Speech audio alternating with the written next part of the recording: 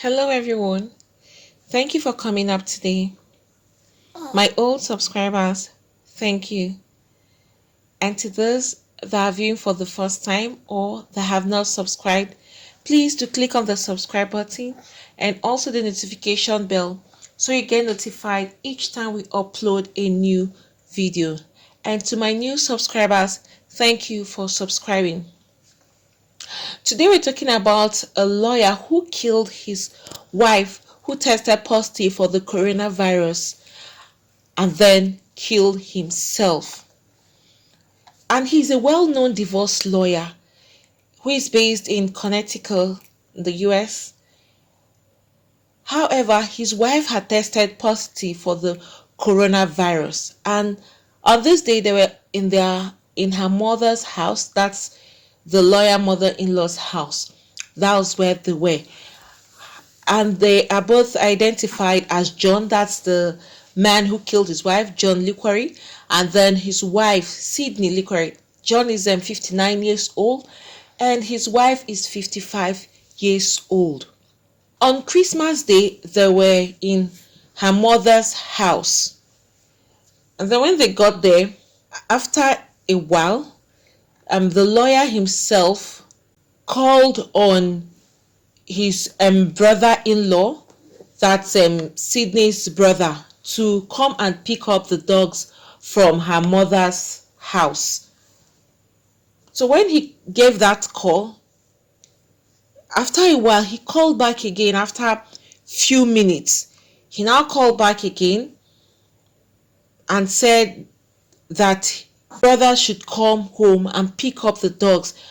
Then he sounded, at that point, who is his wife's brother, said John sounded distressed over the call, and that raised a kind of suspicion. They were wondering, why is he sounding that way? Because when he called back the second time, he was not so okay. He didn't sound okay, and so it raised a serious concern.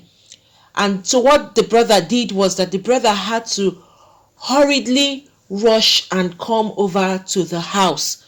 Meanwhile, according to the Winterloch's detective sergeant, that's the person of Jeff Lepson, Sydney was dog sitting for her mother at that time. That's Claire Palmer. While the mom was being treated for COVID also at the local hospital. So they both had the COVID. But however, they did not indicate whether the husband had already contracted the COVID. Shortly after he made that distress call, John now took a gun and shot Sydney, then shot himself. As soon as the brother had arrived at the house, that's at exactly 6 p.m., he discovered both bodies were lying dead.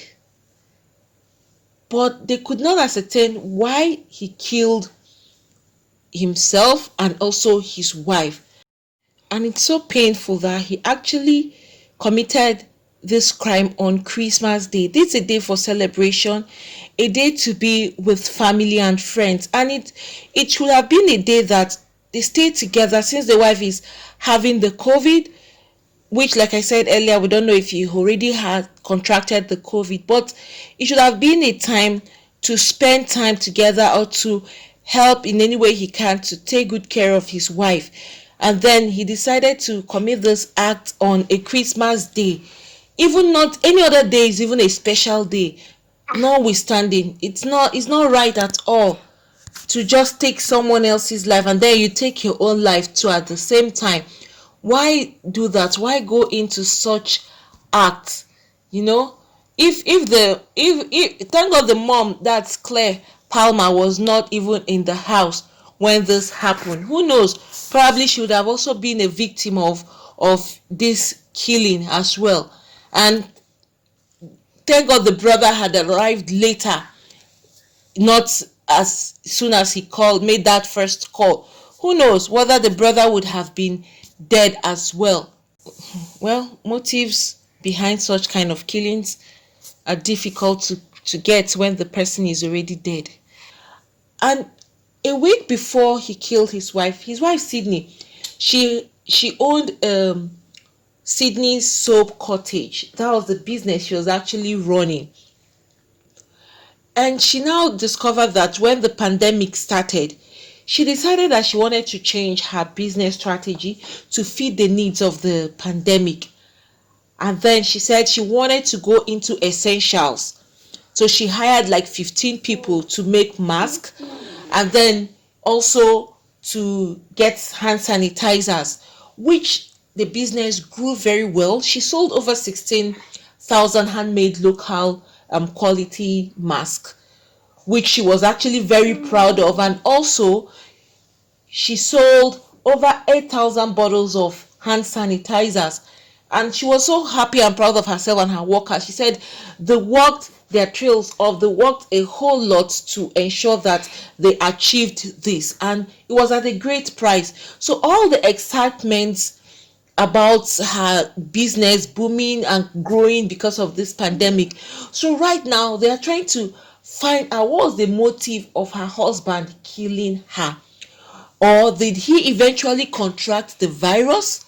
Could that be the reason? Maybe he got upset that he got the virus because the mother was also in the hospital and being treated for the virus. So she wasn't even in the house when it actually happened, because it happened in her house. And then the wife is now treated, is now undergoing the treatment for the virus, but she was in her mother's house.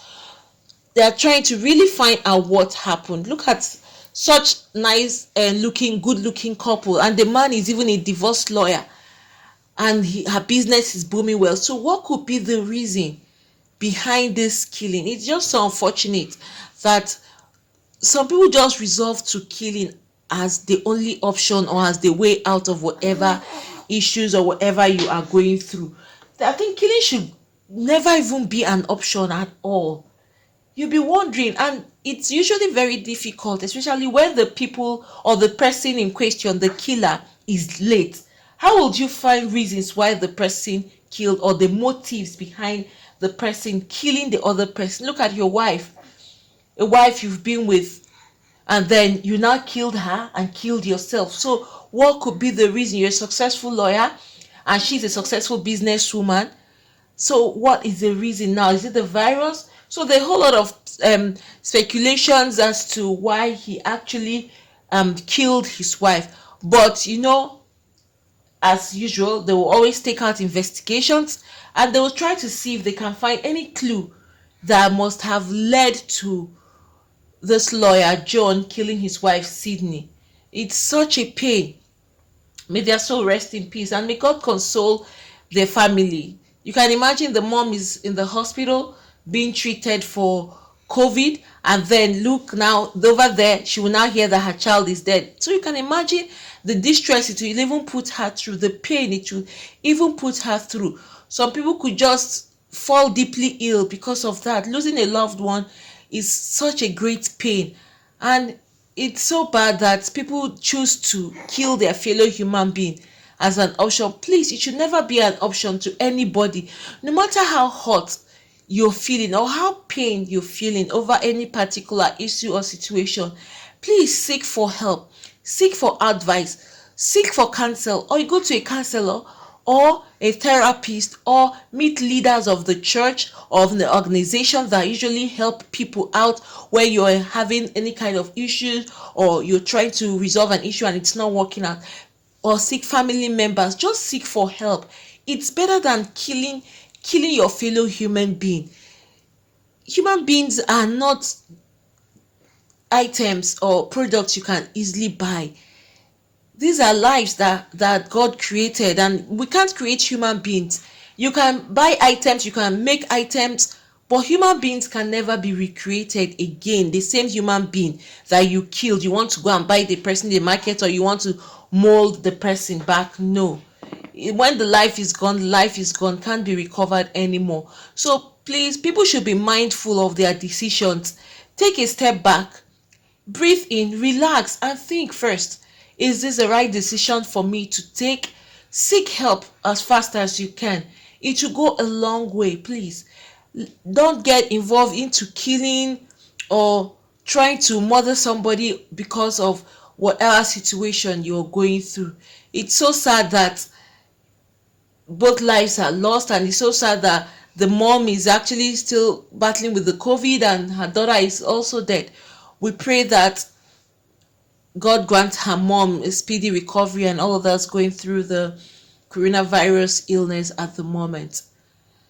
Friends, please, if you have anything to say, please do that at the comment section. Thank you for coming out today. Please, if you've not subscribed, click on the subscribe button and also the notification bell so you get notified each time we upload a new video. Once again, thank you and God bless you all.